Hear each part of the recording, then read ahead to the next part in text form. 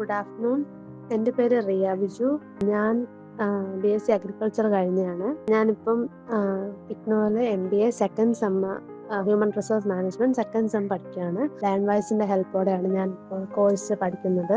എൻ്റെ മെൻറ്ററായിട്ടുള്ള ലോജിഷ മാം ആണ്. മാം നല്ല സപ്പോർട്ടീവ് ആണ്. എനിക്ക് ആക്ച്വലി ഫസ്റ്റ് സെം എക്സാം ടൈമിലാണ് മാം പരിചയപ്പെടുന്നത്.